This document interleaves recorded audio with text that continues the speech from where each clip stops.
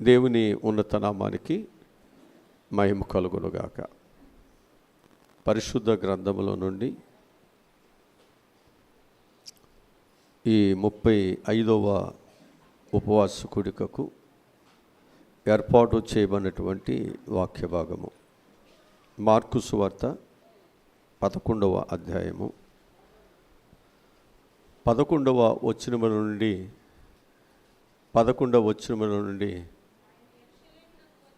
ఆయన యెరూషలేములోనికి వచ్చి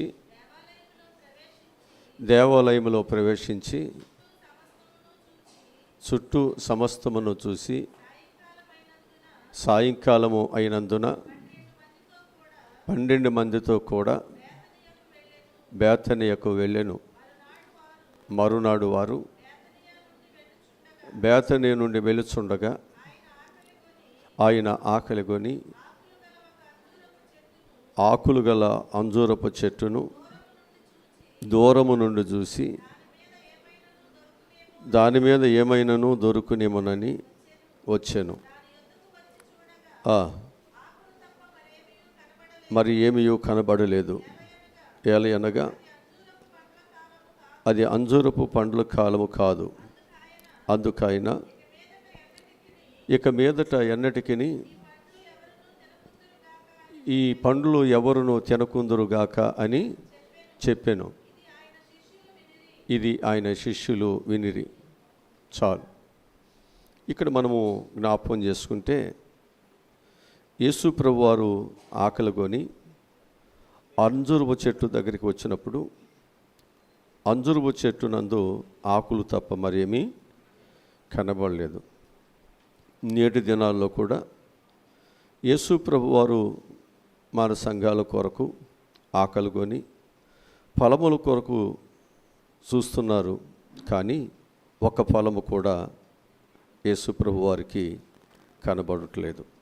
ఆకులు, గొప్పతనాలు, ఘనతలు, సన్మానాలు, ఇంకా సంఘాలు అనేకమైనటువంటి కార్యక్రమాలే జరుగుతున్నాయి. కానీ ఆత్మఫలాలు మాత్రము లేవు. అందుకే యేసు ప్రభు వారు అంజూరపు చెట్టుని శపించారు. ఆకలిగొనిన ఆయనకు ఒక్క ఫలము కూడా కనబడలేదు. అందుచేత మన సంఘాలలో ఈరోజు ఫలములు కావాలను అని ప్రభువు కోరుతున్నాడు.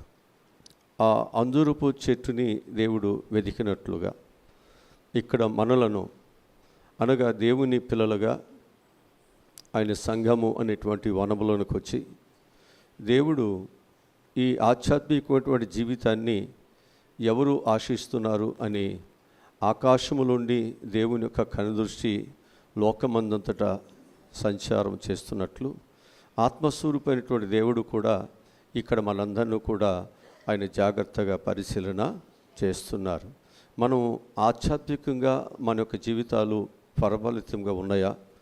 దేవునికి ఆకలిని తీర్చే మంచి బిడ్డలుగా, తృప్తినిచ్చే మంచి బిడ్డలుగా, బల నమ్మకమైన మంచి దాసులు అనేటువంటి దేవుని యొక్క చిత్తాన్ని నెరవేర్చేవారుగా మనం ఉన్నామా లేవా అనేటువంటి దాన్ని దేవుడు పరీక్షిస్తూ ఉంటున్నాడు. అట్లాగే సిలువలో కూడా యేసు ప్రభువారు నేను దప్పిక గొనుచున్నాను అంటే యేసు ప్రభువారి యొక్క దప్పికను వారు తీర్చడానికి ఆనాడు ఉన్నటువంటి వారు ఏ విధంగా అర్థం చేసుకున్నారంటే ఆయనకి చేదు చెరకని ఇచ్చారు. కనుక ఆయన ఒక దప్పిక ఏంటి అంటే తండ్రి యొక్క పనిని, తండ్రి యొక్క చిత్తాన్ని నెరవేర్చటం, దాన్ని పూర్తి చేయటం. కనుక ఈ పరలోకములో, ఈ భూలోకములో దేవుని యొక్క బిడ్డలుగా అనేకులను శాపముల నుండి విడిపించి వారి యొక్క ఆశీర్వాదకరమైన బిడ్డలుగా మార్చటమే దేవుడు దప్పికకొని ఉంటాం. కానీ ఆ ఆధ్యాత్మికమైనటువంటి స్థితిని తెలుసుకున్నటువంటి వారు, ఎరిగినటువంటి వారు ఎలా ఉన్నారు అనేది మనం చూసినట్లయితే ప్రభు దప్పిక వారికి అర్థము కానట్లుగా యాకోబు బావి దగ్గర ఉన్నటువంటి వ్యక్తికి కూడా ఆ ప్రభు యొక్క దప్పిక ఏంటో వారికి కూడా అర్థం కాక ఆమె అంటుంది కదా, శారీరకమైనటువంటి నీళ్లు అనుకుంటుంది, ఆ దాహమును తీర్చేటువంటి దాహార్తి అనుకుని అంటుంది, అయ్యా ఆ నీళ్లు నేను లోతుగా ఉండి నేను చేదుకోలేకపోతున్నాను, మీరు నాకు ఆ నీటిని ఇస్తే మేము మరలా దప్పికోమంటున్నారు కదా, అదేదో మాకు ఇవ్వనని అంటున్నారు. అంటే వారి యొక్క ఆలోచన ఏంటి అంటే ఆ నీరు అనేటువంటిది ప్రభు ఇస్తారు అని అనుకుంటున్నారు, కానీ ఆయన ఇచ్చే నీరు ఏంటి అనేది, ఆయన యొక్క దప్పిక ఏంటి అంటే నీ జీవితంలో వాక్యము అనేటువంటిది దేవునికి ఇస్తున్నాడు, మార్పు అనేటువంటిది దేవునికి ఇస్తున్నాడు, పరిశుద్ధత అనేటువంటిది నీకు ఇస్తున్నాడు, లేక ఈ లోకములో ఉన్నటువంటి ఆ పాపము అనేటువంటి దాని నుండి నీకు విడుదలలు కావాలి అనేటువంటి దానిని ఒక గౌరవాన్ని ఇస్తున్నాడు. ఒక మంచిని నువ్వు సమాజంలో సంపాదించుకోవాలి, ఒక మంచి వ్యక్తిగా నీ సాక్ష్యము ఉండాలి అనేటువంటిది దేవుడు అక్కడ ఇస్తున్నప్పుడు దానిని రుచి చూసిన తర్వాత, అది ఆమెకు అర్థమైన తర్వాత, అప్పుడు ఆ కుండను ఆ దప్పికను ఏదైతే అడుగుతుందో ఇది అవసరం లేదయ్యా అని ఆ బావిని ఆ కుండను ఆ పరిస్థితులన్నీ అక్కడే విడిచిపెట్టేసింది. ఈరోజు నేను మీకు జ్ఞాపకం చేస్తున్నాను, మనకు అర్థమైనప్పుడే దేవుని కొరకు మనం ఫలించగలుగుతాం. లేకపోతే మన జీవితాల్లో మనం ఎలా ఉంటున్నాం, ఈ 40 దినాలు ఉపవాస కుడికలలో మనం ఆత్మ ఫలములతో నింపబడేవారుగా, ఆత్మ దాహము కలిగిన వారుగా మనం ప్రార్థన చేస్తున్నామా, లేకపోతే శరీర సంబంధమైనటువంటి పరిస్థితులలోనే మన జీవితాల్లో ఉన్నాయా? ప్రభు వెతుకుతున్నాడు, ఇక్కడ చేరిన మనందరిని కూడా వెతుకుతున్నాడు. వెతుకుతున్నప్పుడు ప్రభువుకి ఇష్టమైనటువంటి ఫలభరితమైనటువంటి జీవితాన్ని ఇవ్వగలిగేవారుగా మనం ఉన్నప్పుడే దేవుడు మన పట్ల సంతోషిస్తాడు. లేకపోతే ఆ చెట్టుని దేవుడు శపించినట్లు శపిస్తారు అనే విషయాన్ని, అంటే ఆయనకి మన మీద కోపం అనేది వస్తుంది అనే విషయాన్ని బైబిల్ మనకు చాలా స్పష్టంగా ఈరోజు వాక్యము ద్వారా మనకు బోధిస్తూ ఉంటుంది. కనుక ఈరోజు అంజూరపు చెట్టు సంవత్సరానికి 3 కాపులు కాస్తూ ఉంటుంది. ఈ అంజూరపు చెట్టు సంవత్సరానికి 3 కాపులు. ఒకటి వేసవకాలంలో మొదటి కాపు కాస్తుంది. ఇది మనకు మత్తయి సువార్త 24వ అధ్యాయము 32వ వచనంలో మనకు అనిపిస్తుంది.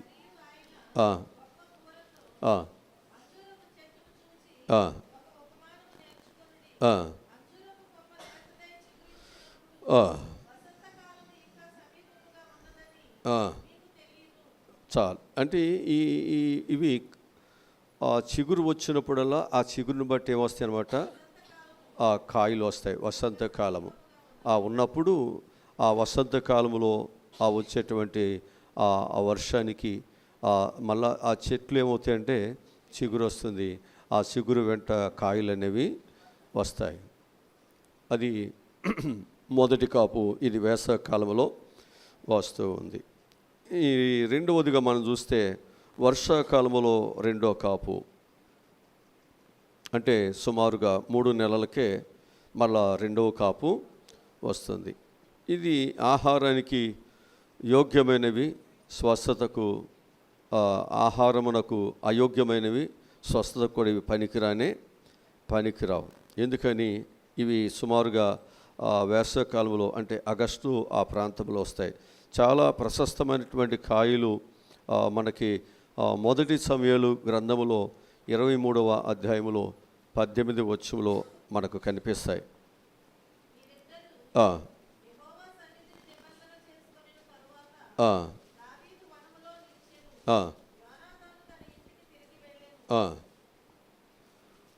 మొదటి సమూయేలు గ్రంథము 23వ అధ్యాయము 18వ వచనం.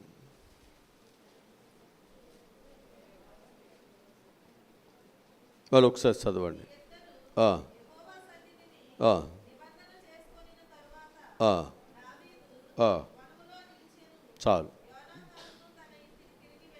చాలు. ఇక్కడ ఈ దావీదు ఎక్కడ ఉన్నాడంట? వనములో ఉన్నాడు. అంటే ఆయన ఆ కాలములో ఆయన ఎక్కడ ఉన్నాడంటే ఆహారమునకు ఒక మంచిగా ఉండేటువంటి ఒక స్థలములో ఆయన అక్కడ ఉన్నాడు. అంటే వారు ఆ అంజూరపు పళ్ళను తింటూ ఆ యొక్క కాలాన్ని ఆయన గడుపుతున్నటువంటి పరిస్థితి ఇది. అలాగే మూడవదిగా మనం చూస్తే కాని కాలములో 3వ కాపు వస్తుంది. కాని కాలంలో 3వ కాపు వస్తుంది. ప్రకటన గ్రంథము 6వ అధ్యాయము 13వ వాక్యాన్ని చదువుదాం. ప్రకటన గ్రంథము 6వ అధ్యాయం.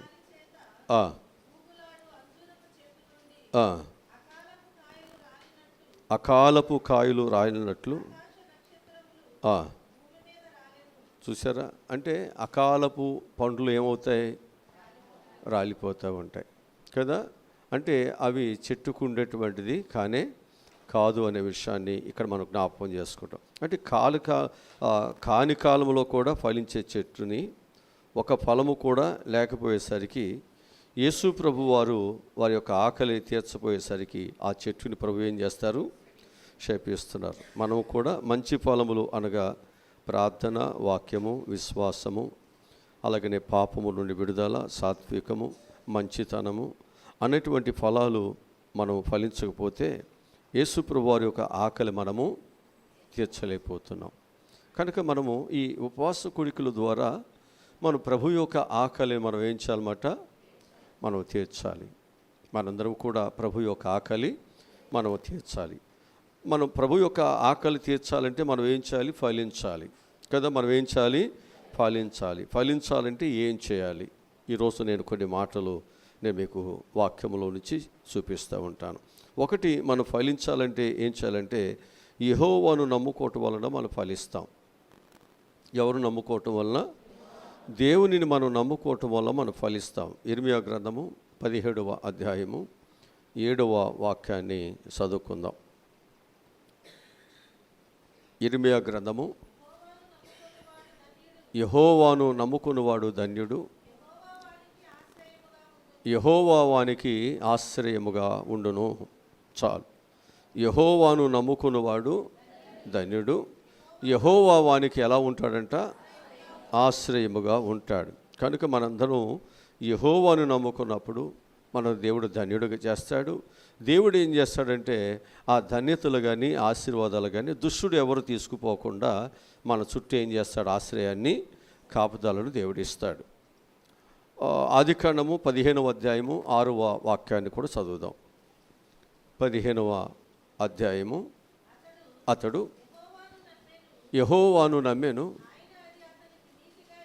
నీతిగా ఎంచెను. ఇక్కడ మనం జ్ఞాపకం చేసుకుంటే అతడు ఏం చేశాడంట? యెహోవాను నమ్మెను, ఆయన అది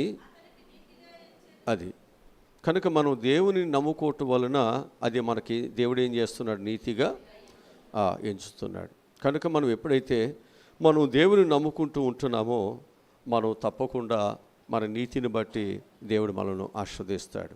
మన జీవితాలు ఆశీర్వాదకరముగా దేవుడు మారుస్తాడు. హెబ్రీయులకు రాసిన పత్రికలో 11వ అధ్యాయము 12వ వాక్యాన్ని మనం చదువుకుందాం. అందుచేత ఆ మృతతుల్యుడైన ఆ ఒక్కరి నుండి సంఖ్యకు ఆకాశ నక్షత్రము వలెను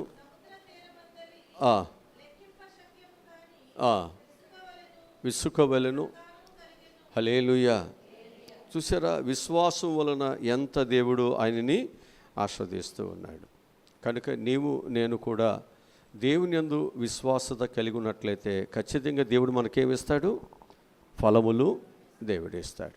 అందుకే ప్రతి ఒక్కరూ కూడా దేవుని దగ్గర ఒక ఫలభరితమైన జీవితాన్ని సంపాదించుకోవాలంటే మనం ఏం చేయాలంటే దేవుని యందు విశ్వాసము మనం ఉంచాలి. అంటే ప్రభువునందు మనం ఏముంచాలన్నమాట? ఆయన పూర్తిగా మనము నమ్ముకోవాలి. అప్పుడే మనం ఫలిస్తాము. రెండవదిగా దివారాత్రము దేవుని వాక్యమును ధ్యానించటం వలన మనం ఫలిస్తాం. రెండవది, ఫలభరితమైన జీవితం ఏ విధంగా వస్తుంది అంటే దివారాత్రులు దేవుని వాక్యమును మనము ధ్యానము చేయటం వలన మన యొక్క జీవితాలు ఫలభరితముగా ఉంటాయి. కీర్తన గ్రంథములో 1 కీర్తన 2-3 వచనాలు మనం చదవగలిగితే, యెహోవా ధర్మశాస్త్రమునందు ఆనందించుచు దివారాత్రము దానిని ధ్యానించువాడు ధన్యుడు. అతడు నీటి కాలువల యోరన నాటబడినదై ఆకువాడక తన కాలమందు ఫలమిచ్చు చెట్టు వలె ఉండును. చాలు. ఇక్కడ మనం జ్ఞాపకం చేసుకుంటే దేవుడు మనల్ని మళ్ళా ఏం చేస్తున్నాడు అంటే మనం ఎప్పుడైతే దేవుని యొక్క మందిరములో మనం దివారాత్రులు దేవుని వాక్యాన్ని ధ్యానం చేస్తున్నామో మన జీవితాలను దేవుడు ఆకువాడక తన కాలమందు ఫలమిచ్చు చెట్టు వలె దేవుడు మనలను ఆస్వాదిస్తాడు. అందుకే మనందరము ఈ ఉపవాస కుడికలలో ఒక ఫలభరితమైన జీవితాలు మనం సంపాదించుకోవాలి. మన చీకటిని వెలుగుగా మార్చుకోవాలి, మన శాపములు ఆశీర్వాదకరం మార్చుకోవాలి. ఇవన్నీ మనకు రావాలి అంటే మనం ఏం చేయాలంటే, ఒకటి దేవుని నమ్ముకోవాలి, రెండవది దేవుని వాక్యాన్ని నమ్ముకుని దివారాత్రులు దానిని ధ్యానము చేయాలి. ఆ విధముగా చేయటం వలన మన యొక్క జీవితాలు ఫలభరితముగా ఉంటాయి.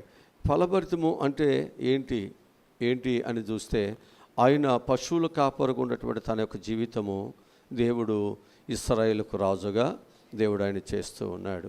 ఆయనకి పేరు ప్రఖ్యాతులు ఇచ్చాడు, ఆయనకి మంచి సైన్యాన్ని ఇచ్చాడు, మంచి స్థితిని దేవుడు ఆయనకి ఏం కావాలని దేవుడు ఆయనకి ఇచ్చాడు. ఒక ఫలభరితమైన జీవితం దేవుడు ఆ వ్యక్తికి దేవుడు అనుగ్రహించటం మనం బైబిల్లో మనం చూస్తూ ఉన్నాం. అపోస్తుల కార్యగ్రంథంలో 8వ అధ్యాయము 30వ వాక్యాన్ని మనం చదువుదాం. అపోస్తుల కార్యగ్రంథము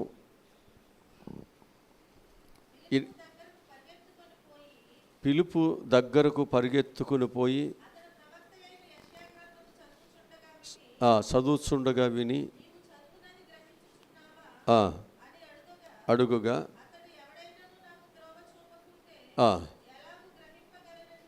ఎలాగో గ్రహింపగలనని చెప్పి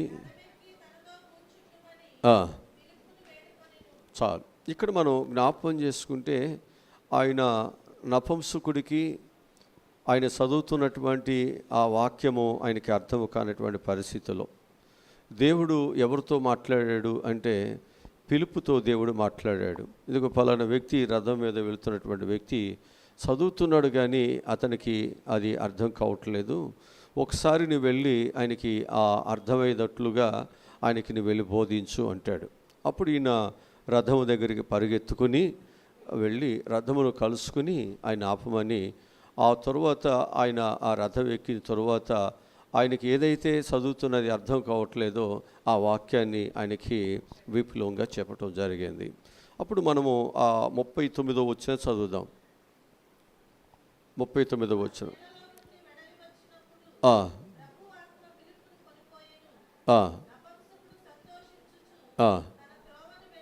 తన త్రోవను వెళ్ళెను. చూసారా? అంటే ఎప్పుడైతే ఆయనకి ఆ వాక్యము అర్థమైందో ఆయన వెంటనే ఏం చేశాడు? బాప్తిసం అంటే ఫలము.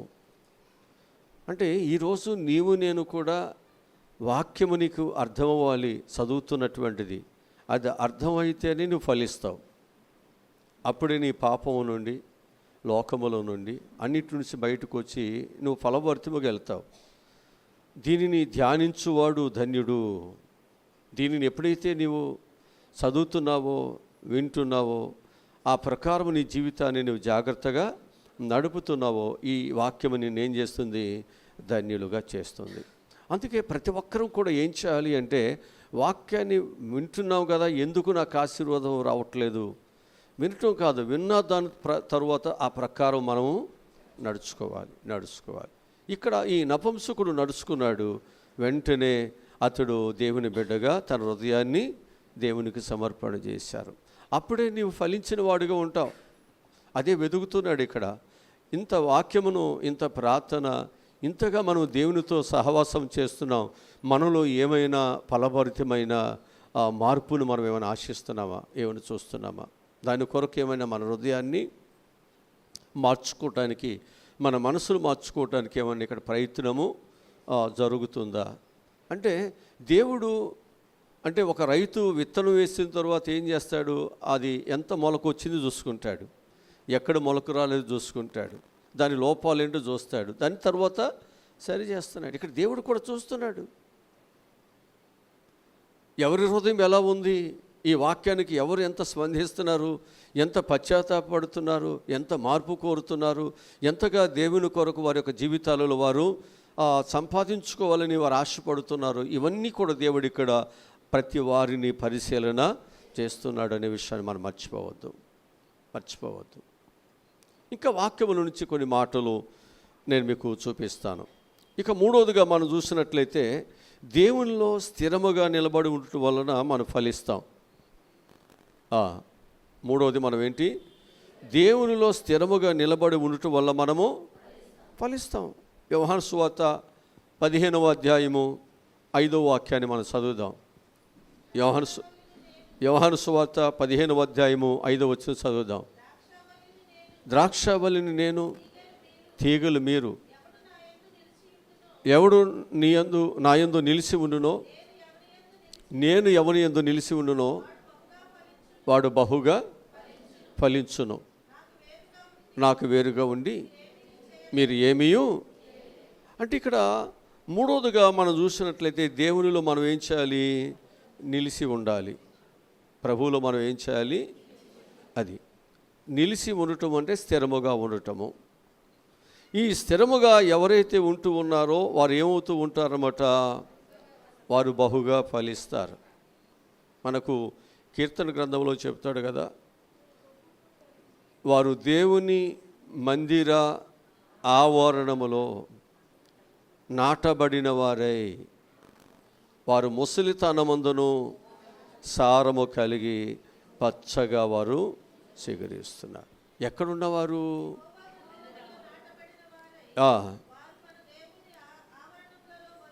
వారు మన దేవుని ఆవరణములో. హల్లెలూయా. వారు ముసలితనమందును. అది మనం ఏం చేయాలి? దేవుని మందిరములో మనం స్థిరంగా ఉండాలి. అంటే నాటబడినటువంటి స్థిరంగా ఉండటమే. ఒక చెట్టు ఒక చోట నాటబడిందంటే అక్కడది ఎప్పటికీ స్థిరముగానే ఉంటుంది. నరికి వేయబడేదాకా, లేకపోతే తుఫాను వచ్చి ఒకవేళ అది వేళతో లేకపోతే విరగొట్టేంత వరకు కూడా అది అక్కడే ఉంటుంది. అట్లాగే దేవుని యొక్క పిల్లలు కూడా దేవుని మందిరములోనే స్థిరముగా ఉండాలి. మనము దేవునితో కాక మనం లోకములోనూ అనేకమైన వాటిలో మనము ఉండటానికి వీలు లేదు. మనం దేవునితోనే ఉండాలి. మనము ఉన్నామా లేదా అనేటువంటిది ఎవరు చూస్తున్నారు? దేవుడు చూస్తున్నాడు. అలా ఉండుట బట్టి దేవుడు మనలను ఫలింపజేస్తున్నాడు. అలా ఉండుట బట్టి, ఆ గుణగణాలు మనలో ఉండుట బట్టి మనం బహుగా ఫలిస్తున్నాము అనే విషయాన్ని మనం గ్రహించాలి అని చెప్పి మీకు తెలియజేస్తున్నాను. ఇక మనం నాలుగోదిగా మనం చూసినట్లయితే దేవుని వాక్యమును విని గ్రహించుట వలన ఫలిస్తాం. దేవుని వాక్యమును విని గ్రహించుట వలన కూడా మనం ఫలిస్తాము. మత్తయి సువార్త 13వ అధ్యాయము 23వ వాక్యాన్ని చదువుదాం. మత్తయి సువార్త 13వ అధ్యాయము 23వ వాక్యాన్ని చదువుదాం. మంచి నేలను విత్తబడినవాడు వాక్యమును విని గ్రహించువాడు. ఇక్కడ మనం జాగ్రత్తగా వింటే మంచి నేలను విత్తబడినవాడు అంటే, ఇప్పుడు మంచి నేల అంటే ఆ నేలలో విత్తనానికి అంటే దేవుని వాక్యానికి అణిసివేసేటువంటి ముళ్ళకంప కానీ, ఐహిక విచారములు కానీ, రాతి నేల కానీ, మరొకటి ఏది అక్కడ ఉండటానికి వీల్లేదు. ఆ హృదయం ఎలా ఉండాలి అంటే అది మంచిగా, అంటే పవిత్రముగా ఉండాలి, అది పరిశుద్ధముగా ఉండాలి, వాక్యమును ప్రకారం నడుచుకునేటట్లుగా అది సిద్ధంగా ఉండాలి. అప్పుడే వారు ఫలిస్తారు. వారి హృదయములలో అనేకమైనటువంటివి ఉన్నప్పుడు వారు ఎలా వాక్యమును వారిలో నాటబడుద్ది? వారు ఏ విధంగా వాక్యాన్ని బట్టి వారు నడుచుకోగలుగుతారు? వారి లోకము అనేకమైనటువంటి ఆలోచనలు వారి జీవితాల్లో ఉన్నప్పుడు వారు ఏ విధముగా దేవుని వాక్యము వారిలో ఫలించేటట్లు వారి ప్రవక్త ఉంటుంది. అందుకే వాక్యము చెప్తున్నటువంటి మాట ఏమిటంటే, మనందరము కూడా దేవుని వాక్యాన్ని వినాలి. విన్న తర్వాత దాన్ని మనం ఏం చేయాలన్నమాట? గ్రహించాలి. గ్రహించినప్పుడే మనం ఫలిస్తాం. అందుకే ఆ మంచి నేలలో పడినటువంటి విత్తనము అది ఏమవుతుందో తెలుసండి, అది 30దంతులుగాను 60దంతులుగాను 100 ఫలిస్తుంది. హల్లెలూయా. ఆ విధముగా మనం ఉన్నామా లేదా దేవుడు చూస్తున్నాడు. ఫలించే వరుసలో నీ స్థాయి 30దంతులుగా ఉందా, 60దంతులుగా ఉందా, 100 ఉందా? ఎలా ఉన్నావు? ఒక మాట చెప్తాను. ఎగ్జామ్స్ వస్తున్నప్పుడు చాలామంది ఎగ్జామ్స్ కొరకు ప్రిపేర్ అవుతూ ఉంటారు. ఎగ్జామ్స్ రాసిన తరువాత ఎగ్జామ్స్ కొరకు చక్కగా సిద్ధపడి ప్రిపేర్ అయినటువంటి వారు సబ్జెక్టులో తప్పుతామని వారు అనరు, కానీ నాకు ఎన్ని మార్కులు వస్తాయి అనే దాని మీదే వారు దృష్టి పెడతారు. అదే ఆ యొక్క ఎగ్జామ్స్ కొరకు సిద్ధపడినటువంటి వారు ఉంటారే, వారు భయపడతారు. ఈ సబ్జెక్టుని పాస్ అవుతానో లేదో, దీనిలో నాకు ఒకవేళ పాస్ మార్కు వస్తుందో రాదో, వాళ్ళకి భయం వస్తుంది.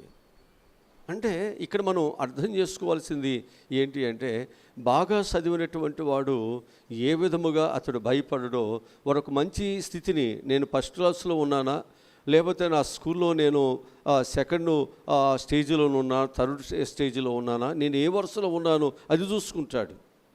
దాని కొరకు అతడు పోటీ పడుతూ ఉంటాడు. అట్లాగే దేవుని పిల్లలుగా మనము కూడా మనం భక్తిని జాగ్రత్తగా కానీ మనం చేస్తున్నప్పుడు మనకు తప్పకుండా మనకు ఒక నిర్ధారణ ఏంటంటే, నా నీతిని బట్టి, నా విశ్వాసాన్ని బట్టి దేవుడు నాకు బహుమానములను దాచి ఉంచాడు. అదే మనం ప్రిపేర్ అయ్యే దాన్ని బట్టే కదా మనకు ధైర్యం, మనం చిత్తపడే దాన్ని బట్టే కదా మనకి. అంటే నీ చిత్తపాటు నీకు తెలుస్తుంది. నీవు అర్హత కలిగి ఉన్నావా, అర్హత లేకుండా ఉన్నావా, వాక్యాన్ని అనుసరిస్తున్నావా, అనుసరించట్లేదా, అది నీకు అర్థమైపోద్ది. నేను ఎక్కడ ఉన్నాను, వాక్యంలోనే ఉన్నానా, దేవుని బిడ్డగా ఉన్నానా, లేకపోతే నేను వాక్యానికి వ్యతిరేకంగా శరీర సంబంధమైన పరిస్థితుల్లో నేను ఉన్నానా. అంటే నువ్వు మంచి నెలగా ఉన్నావో, వాక్యానికి స్థానం ఇచ్చి ఆ వాక్య ప్రకారముగా నడుచుకునేవారు ఉన్నావో లేదో నీకు ఖచ్చితంగా తెలుసు, దేవునికి కూడా తెలుసు. ఒకవేళ మనం ఫలించేవారుగా లేకపోతే దేవుడు ఏమంటున్నాడంటే, ఆ చెట్టుని శపించి వేస్తున్నాడు. నరికి వేయటం కాదు, శపించి వేస్తున్నాడు. దేవుడు దానిని శపించి వేస్తున్నాడు. శపించి వేసేసరికంట అది పచ్చగా ఉండి ప్రభువుని మోసం చేసింది కదా, కాయలు ఉన్నాయి కదా, అంటే చిగురు రాగానే కాయలు వస్తాయి కనుక ఆకులు ఉన్నాయంటే కాయలు ఉన్నాయి కదా అని వెళ్ళాడు. కానీ అది ప్రభువుని ఏం చేసిందనమాట, ఆకులతో ఆకర్షించి ప్రభు యొక్క ఆకలిని తీర్చకుండా ఆయనని చాలా దుఃఖపెట్టింది. ఈ దుఃఖపెట్టుడు బట్టి దేవుడు ఏం చేశాడంటే దానిని శపించి వేశాడు. ఇక ఎన్నడూ నువ్వు కాపు కాయవద్దు, ఎవ్వరు తినుకుందురుగాక అని చెప్పి దేవుడు దాన్ని శపించి వేస్తే అదంట పైనుంచి వ్రేళ్ళు వరకు కూడా అది ఏమైపోయింది అన్నాడు, ఎండిపోయింది. జాగ్రత్త. ఈరోజు దేవుడు నీ జీవితాన్ని ఒక ఫలభరితముగా మార్చటానికే ఈ ఉపవాస కోడికలు. నువ్వు ఫలించాలి. ప్రభువు నిన్ను చూస్తున్నాడు, నీ కన్నీరు చూస్తున్నాడు. ఇక్కడ మనం చేసే మన ప్రార్థన, మన బాధ, మన కుటుంబాల్లో ఉన్న సమస్య, మన కన్నీరు ఏదైతే దేవుడు చూడాలనుకుంటున్నామో, ఆయన చూసి ఆ బాధ నుంచి తప్పించాలనుకుంటున్నామో, ఆ కన్నీటి నుంచి దేవుడు విడిపించాలనుకుంటున్నామో, లేకపోతే నీ భర్త మారాలో, నీ పిల్లలు మారాలో, నీ ఆర్థిక పరిస్థితులు మారాలో, లేకపోతే నీకున్నటువంటి ఆ లేమికరమైన గృహాలు ఏమైతున్నాయో అవన్నీ మరి దేవుడు నీకు సహాయం చేయాలని ఏది విధంగా నువ్వు అనుకుంటున్నావో అట్లాగే నీ హృదయాన్ని కూడా దేవుడు చూస్తాడుగా. అది చూసినప్పుడు ఇది చూడ అంటే అది ఒకటే చూడాలా? జాగ్రత్త. ఆయన చూస్తున్న దేవుడేనే కదా మనం ఇక్కడ ప్రార్థన చేసేది, ఆయన వినేవాడేనే కదా ఇక్కడ మనం ప్రార్థన చేసేది. కనుక మన యొక్క మాటలు, మన స్నేహాలు, మన పద్ధతులు అన్నీ కూడా ఆయన చూస్తున్నాడు.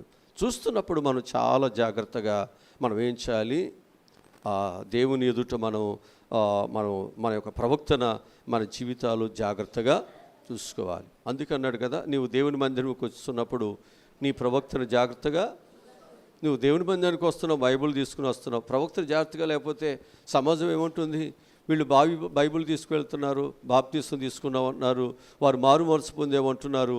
మరి ఏంటి, బాప్తీసం పొందమునుపు ఉన్నటువంటి ప్రవక్తన, బాప్తీసం పొందమునుపు ఉన్నటువంటి ఆ పరిస్థితులు ఎందుకున్నాయి వీళ్ళలో అనరా? సమాజం ఏం చూస్తుంది మనల్ని? దేవుని కలిగారు అంటే మార్పు చూస్తుంది.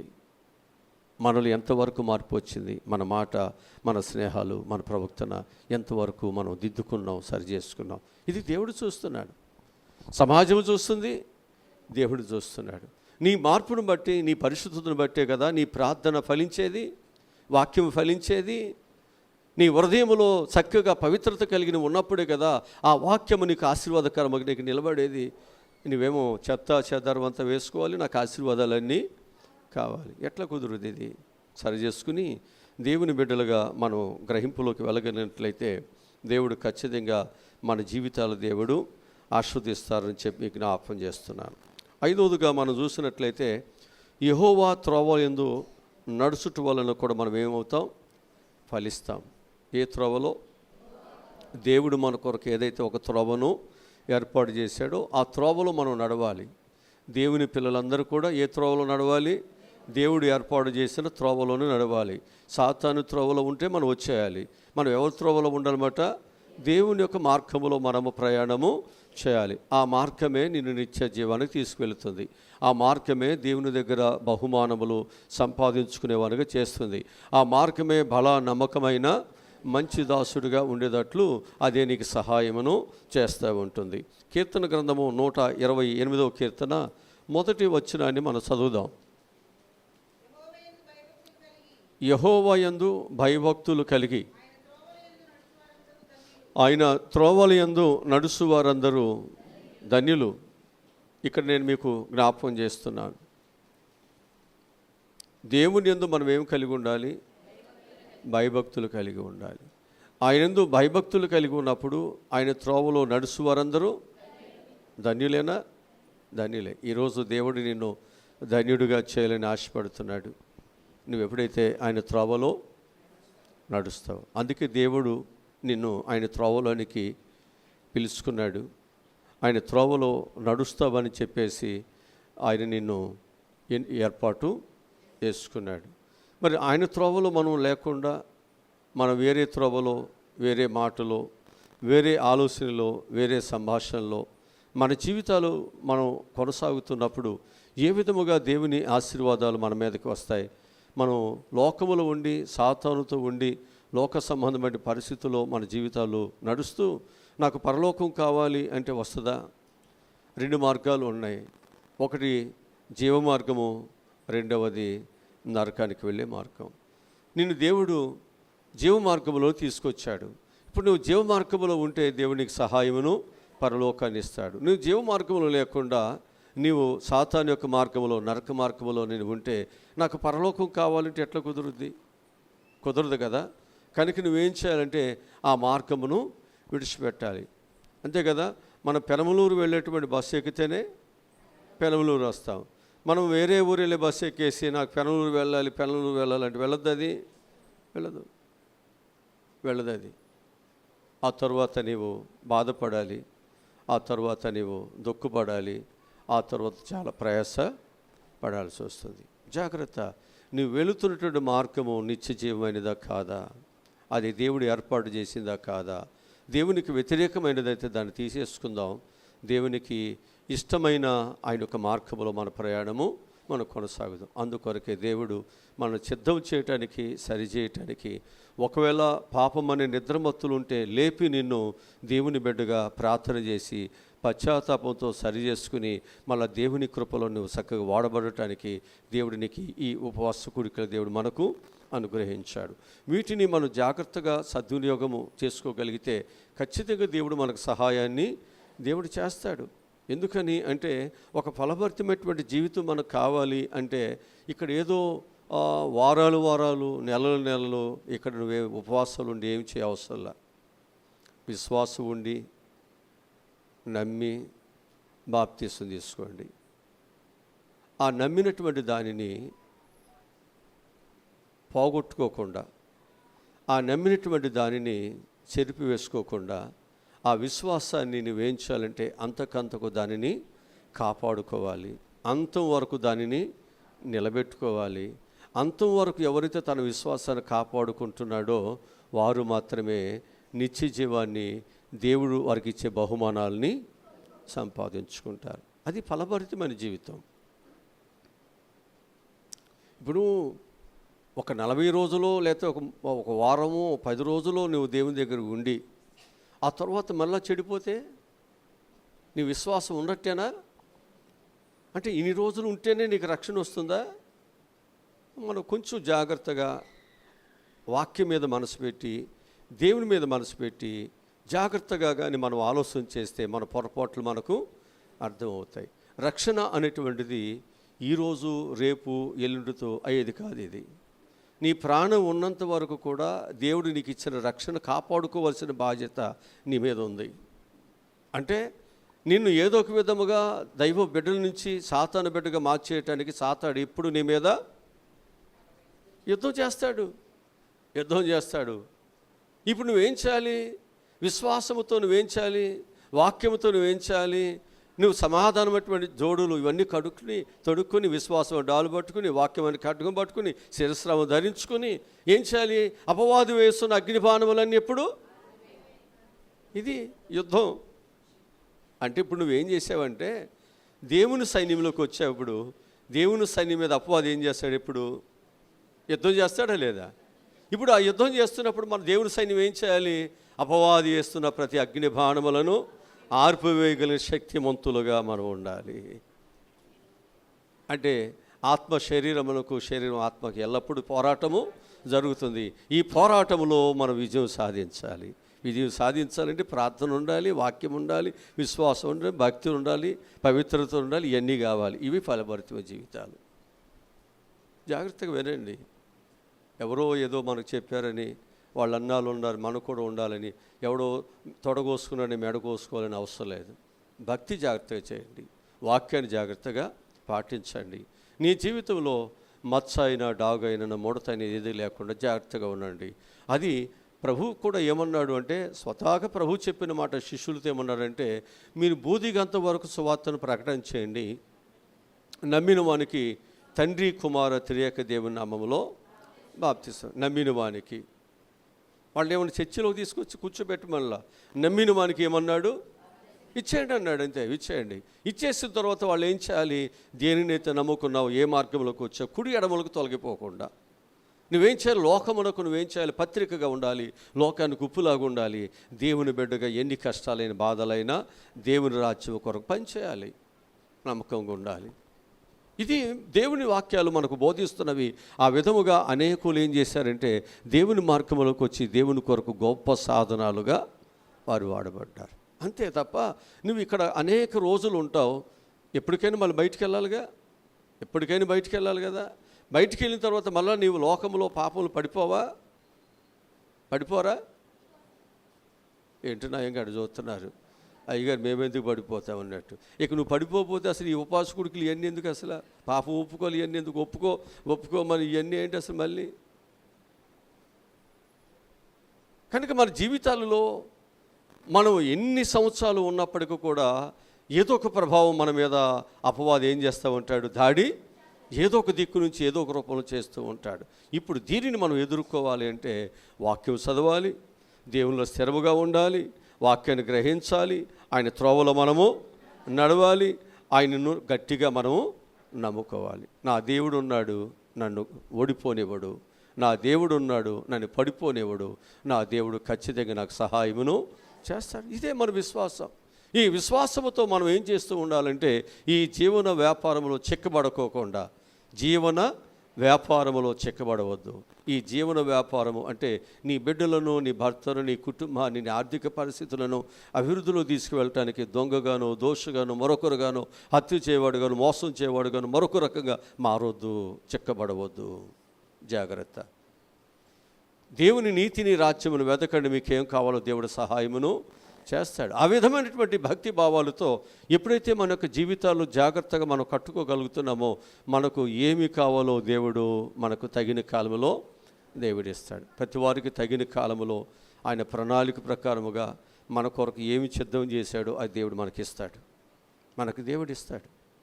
ఆయన మనల్ని ఎన్నడూ విడిచిపెట్టేవాడు మంచివాడు అండి, చాలా మంచివాడు. మనం ప్రార్థన చేస్తున్నా లేకపోతే మనం ప్రేమిస్తున్న దేవుడు చాలా మంచివాడు. ఇక మనము ఆరోదుగా మనం చూసినట్లయితే నీతిమంతులు నిశ్చయముగా ఫలిస్తారు.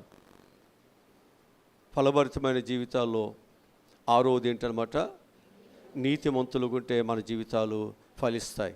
వాక్యములో సామెత గ్రంథము 11వ అధ్యాయము 30-31 వచ్చిన చదువుదాం. సామెత గ్రంథం 11వ అధ్యాయము నీతిమంతునికి ఇచ్చు ఫలము, జీవవృక్షము. కదా, ఇప్పుడు దేవుడు నీతిమంతులకు ఏమిస్తాడు? జీవవృక్ష ఫలం. అంటే ఆ జీవవృక్ష ఫలం తింటే,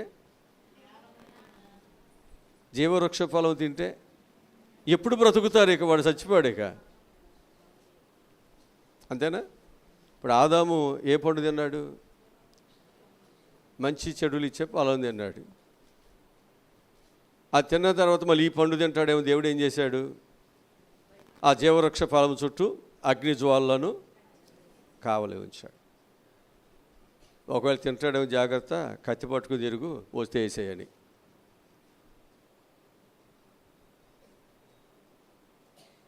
జాగ్రత్త. ఇక్కడ వాక్యం చెబుతుంది, ఎప్పుడు నీవు నిత్యము బ్రతుకుతావు, ఎప్పుడు నిత్యము దేవునితో ఉండేటువంటి ఆ భాగ్యము నీకు దొరుకుతుందంటే నీతిమంతుడుగా నీవు ఉన్నప్పుడు.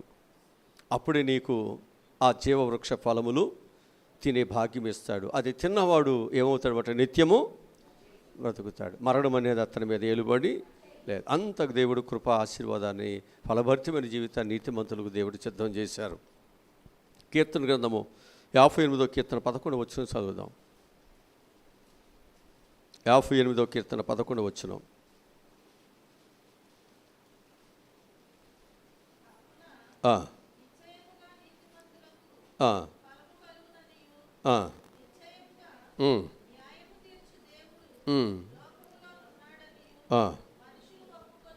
అది ఇక్కడ ఏమంటున్నాడు? నిశ్చయముగా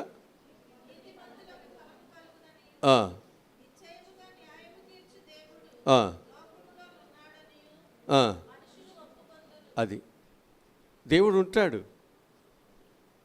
మనం చాలాసార్లు అంటున్నాం, దేవుడు ఉన్నాడండి, దేవుడి తీర్పుని అనవా చాలాసార్లు. చూడలేదు మనం. అదే మన విశ్వాసం. అదే నీతిమంతులుగా మనం ఉన్నప్పుడు మన పక్షాన దేవుడు ఉండి ఏం చేస్తాడు? తీర్పు తీరుస్తాడు. నిశ్చయంగా ఆ తీర్పులో, ఆ జడ్జిమెంట్లో నీతిమంతుడి యొక్క ఫలము అధికమవుతుంది. ఖచ్చితంగా దేవుడు నీకు కష్టం రావచ్చు, లేకపోతే అనేక మంది నీవు మంచిగా ఉండటం ఓర్చుకోలేక, నీ కుటుంబం మంచిగా ఉండటం ఓర్చుకోలేక, నీ జీవితాలు మంచిగా ఉండటం ఓర్చుకోలేక నీ మీద అనేక మంది అనేక రకాలుగా విషయం చూడవచ్చు. మనం చూస్తున్నాం, సంఘం మీద చూస్తున్నాం, పరిస్థితులు చూస్తున్నాం. నేను వచ్చిన తర్వాత ఎన్నో పర్యాయములు ఈ సంఘముకు అనేకమైనటువంటి డ్యామేజ్ జరుగుతూనే ఉంది. ఎంత డ్యామేజ్ జరుగుతున్నా సంఘము పెరుగుతూనే ఉంది, సంఘమే తగ్గలేదు. ఎందుకు ఈ విషయం చెప్తున్నాను అంటే, మనం దేవుని నమ్ముకున్నాం, మనం దేవుని దగ్గర ప్రార్థనలు చేస్తున్నాం. దేవుడే మనకు ఫలభరితమైన జీవితాన్ని దేవుడే ఇస్తాడు. ఆ ఫలభరితమైన జీవితము ఎందుకు వస్తుంది అంటే, మనం దేవుని త్రోవలో మనం వెళుతున్నప్పుడు కృపాక్షేమములు మన వెంట, మనం వాటి వెంటగా వెళ్ళవసరం లేదు.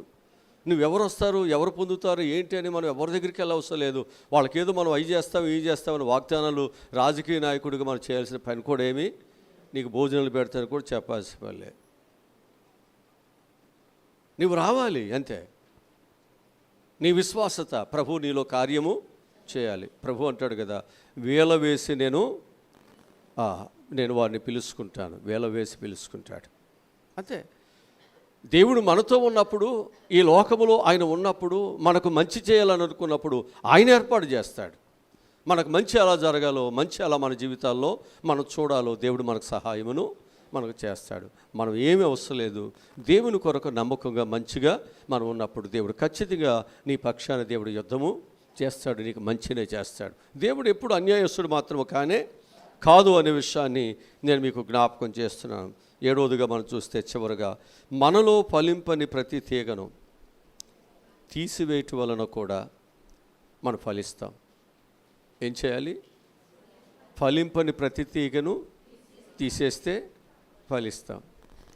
నేను ఒక విషయం చెబుతాను. వంగ తోట మన ఇళ్ళ దగ్గర పెరట్లో మనం వేసేటప్పుడు, ఆ వంగ తోటకి ఏదైనా పురుగు పట్టినప్పుడు అదేమవుతుందంటే, కింద బాగుంటుంది, ఆ పురుగు పట్టిన దగ్గర పై వరకు అది వాలిపోద్ది. చూసారు ఎప్పుడైనా మీరు? ఎప్పుడైనా గమనించారా? గమనించారా? అప్పుడు మనం ఏం చేయాలంటే ఎక్కడైతే బెజ్జం పెట్టిందో దాని కింద భాగం తుంచేస్తే మళ్ళీ అక్కడి నుంచి అది ఏపుగా వస్తుంది. ఎందుకంటే నేను ఆ పెరట్లో నేను అవన్నీ పెట్టేవాడిని. గోంగూరని చాలా మొక్కలు వేసేవాడిని. ఎప్పుడు దాన్ని నూతుల నుంచి నీళ్లు తోడుకొచ్చి పోస్తా ఉండేవాడిని. అందుకు నేను ఈ విషయాలు చెప్తున్నాను మీకు. అది స్వతహాగా నేను పండించినటువంటి పంట. దానికి ఏమి ఎరువులు ఇతర ఏమి వేసేవాడిని ఏమి కాదు. ఎప్పుడైనా ఏదైనా కాస్త ఈ గమేషన్ ఉండేది కదా, ఆ గమేషను వాటికి జల్లేవాడిని అంతవరకే. అది చక్కగా పెరిగాయి. చెట్టు బాగా ముదిరిపోయినంత కాయంత అయిపోయిన తర్వాత మనం చెట్టుని పీకేయకోకుండా ఆ చెట్టుని మధ్యలో కోసేస్తే మళ్ళీ చిగురు వస్తుంది, మళ్ళీ కాయలు కాస్తాయి, మళ్ళీ ఇంకో మొక్క పెట్టాల్సిన పని ఏమీ లేదు. అట్లా చేసుకోవటం వల్ల మనం 2-3 సంవత్సరాలు జాగ్రత్తగా దాన్ని పండించుకోవచ్చు. దాని చుట్టూ కాస్త మెత్తగా చేసుకుని జాగ్రత్త చేసుకుంటే చక్కని పంట వస్తుంది. నేను ఇవన్నీ అనుభవపూర్వకంగానే చెబుతున్నాను. నేను ఎక్కడ ఏ రైస్ దగ్గర పనిచేసింది ఏమీ కాదు. కనుక నేను నా పెరట్లో మా ఇంటి దగ్గర నేను పండించాను. అలాగే నేను ఈ సెమినారీకి వెళ్ళినప్పుడు కూడా అక్కడ కూడా అవే నేను వేసుకుని వాటి ద్వారానే నా జీవనోపాధిని నేను కొనసాగించడం జరిగింది. అట్లాగే నేను పరిచర్యకు వచ్చిన తర్వాత కూడా నేను అట్లా కొన్ని మొక్కలు వేసుకుని వాటి ద్వారా మనకు వచ్చే ఆదాయం తక్కువైనప్పుడు కూరకి ఉన్నటువంటి వాటిని అడ్జస్ట్మెంట్ కొరకు, అంటే బ్రతకటానికి మనం భక్తి చేయాలి, ఇటు కుటుంబాన్ని కూడా మనము పోషించుకోవాలి అని చెప్పేసి మనం ఏ పెయింటింగ్ పనికో రాడ్డు పెయింటింగ్ పనికో ఇంకో పనికి దేవుని పని వదిలిపెట్టి వెళ్ళకూడదు కూడా. ప్రత్యేకించబడిన తర్వాత మనం ఏదైనా దేవుని పనిలోనే మనం ఉండాలి. అందుకు మనం ఏం చేయాలి అంటే ఏదో ఒక విధంగా దాన్ని ముందుకి తీసుకువెళ్ళాలి. పూర్వకాలంలో మన సేవకులు, మన ఊర్లో ఉన్నటువంటి సేవకులు కూడా ఏ పశువులు మేపుకొని వచ్చే ఆదాయం సరిపోనప్పుడు ఎవరిని వెళ్ళి అడుగుతాం? ఒకవేళ మేము ఎవరినైనా అడిగితే మాకు ఏ ఆదాయం ఉందని, మాకు వెనకమాల ఏ ఉద్యోగాలు ఉన్నాయని ఎవరు లోన్ ఇస్తారు, ఎవరు డబ్బులు ఇస్తారు? కనుక మాకు కుటుంబాలు ఉంటాయి, మాకు పిల్లలు ఉంటారు, వారికి మేము చేయవలసిన ధర్మం మేము చేయాలి కాబట్టి మేము ఏం చేయాలంటే మేము దేవుని పని చేయాలి, మా పిల్లల కొరకు కూడా మేము జాగ్రత్తగా. అందుకే అధ్యక్షుడు అనేటువంటి వాడు తన కుటుంబాన్ని బాగుగా ఏలుబడి చేయవాడై ఉండాలి. వాక్యాలు చెబుతున్నాయి, ఏలుబడి చేయాలి, నీ కుటుంబాన్ని జాగ్రత్తగా చూసుకోవాలి, నీ సంఘం జాగ్రత్త చూసుకోవాలి, నీ పిల్లలు జాగ్రత్త చూసుకోవాలి. నీ కుటుంబాన్ని నువ్వు జాగ్రత్త చూసుకోకపోతే ఎవరికి మనం ఏం చేస్తాం? ఎవరికి మనం మేలు చేయగలం? అందుకే సమస్యలు ఉంటాయి, ఆర్థిక పరిస్థితులు ఉంటాయి, అన్నీ ఉంటాయి. వాటిని అధిగమిస్తూ మనం మన భక్తిని, మన విశ్వాసతను మనం ముందుకి తీసుకువెళ్ళాలి తప్ప మనకేదో లోట్లు ఉన్నాయి కదా, లేదా మనకేదో అప్పులు ఉన్నాయి కదా, మన ఇంట్లో జరిగిపోవట్లేదు కదా, దొంగో దోషం మరొకరికి మారాల్సిన పని లేదండి. బ్రతకటానికి చాలా మార్గాలు ఉన్నాయి. ఆలోచిస్తే మనం బ్రతకొచ్చు కూడా. ఆ బ్రతకటానికి నీవు వచ్చేదానితో నేను తృప్తిగా ఉండగలను అనేటువంటి మనసు నిగ్రహత ఉంటే ఖచ్చితంగా దేవునికి మార్గాన్ని దేవుడు చూపిస్తారు అని చెప్పి నేనే మీకు మాదిరి అని మీకు తెలియజేస్తున్నాను. చివరిగా మనం చూసినట్లయితే మనలో ఫలింపని ప్రతి తీగను మనం ఏం చేయాలంటే తీసిపారేయాలి. యోహాను సువార్త మనకు 15వ అధ్యాయం 2వ వచనంలో మాట ఉంది.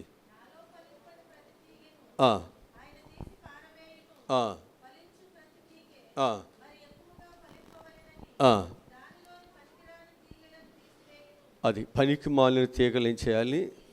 అది ఇక్కడ మనం చేయాల్సింది ఏంటంటే ఏదైతే పనికి మాలముగా తెగులు వచ్చిందో, ఏదైతే ఎండిపోతుందో దాన్ని ఏం చేయాలి? తీసేయాలి. జాగ్రత్త. ప్రభు ఒక మాట చెప్పాడు, 2 కళ్ళుండి నరకానికి వెళ్ళే కంటే అభ్యంతరం ఏదైనా ఒక కన్ను చేస్తే దాన్ని తీసేస్తే మంచిదిగా అన్నాడు అక్కడ. అంతేనా? వాక్యం అదేగా చెప్పింది.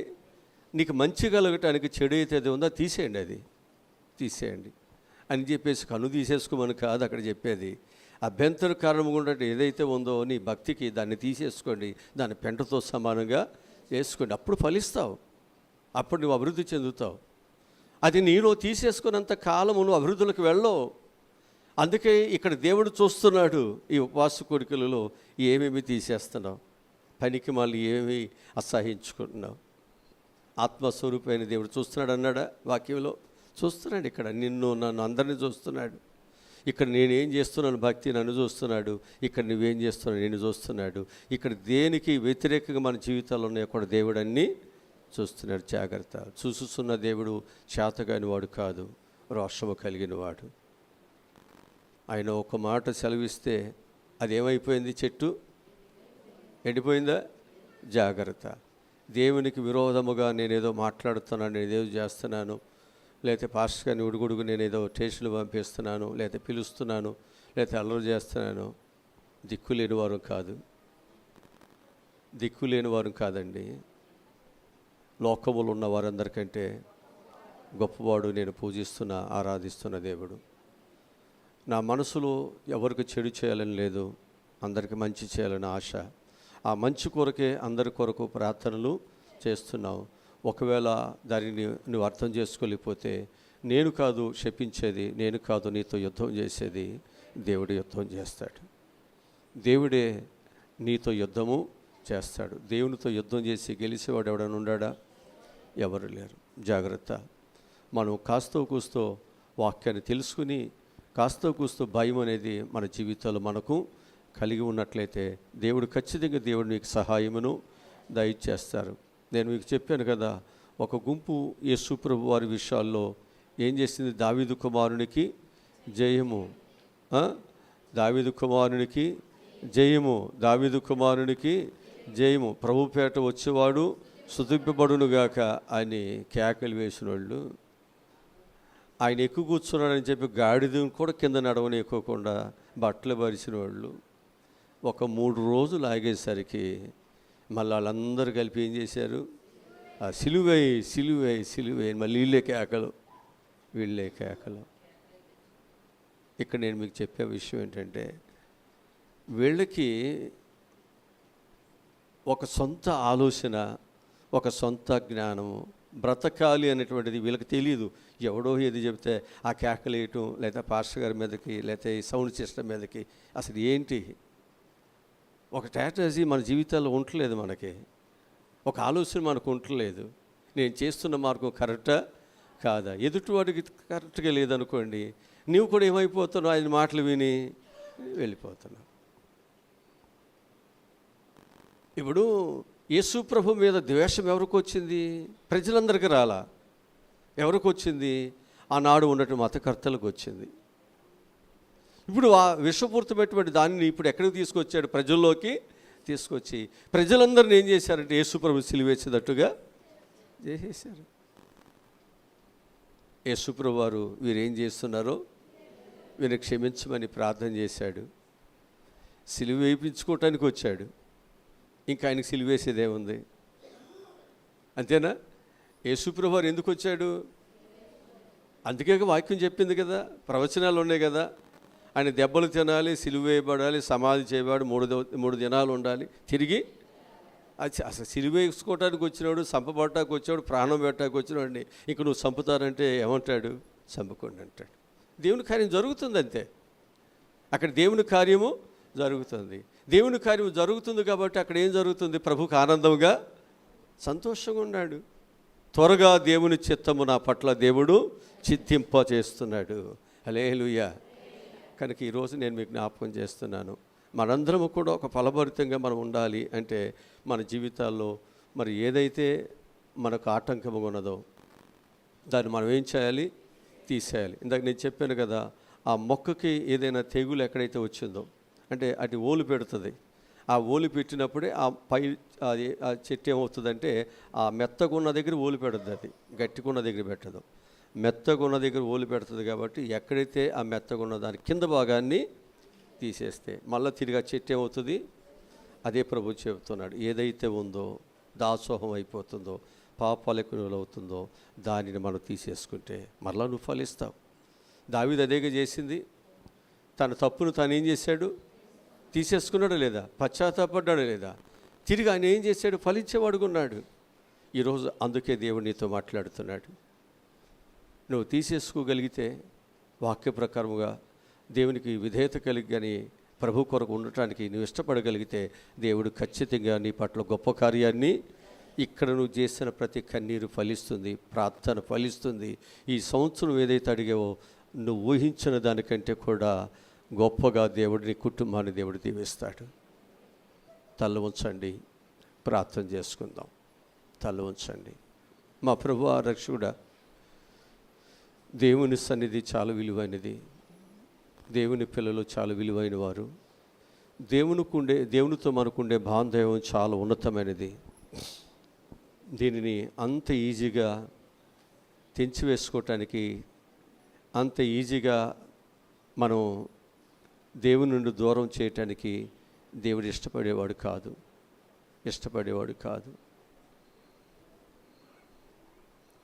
నిన్ను వదులుకోడు.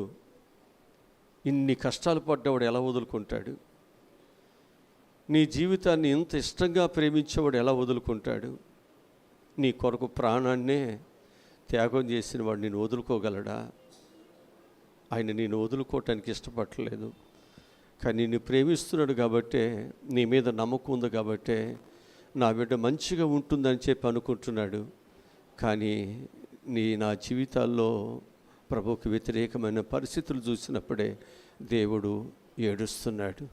నా పిల్లలు మళ్ళా నన్ను సిలువ వేస్తున్నారు, మళ్ళా నా పిల్లలు నన్ను, నా గాయములను రేపుతున్నారు.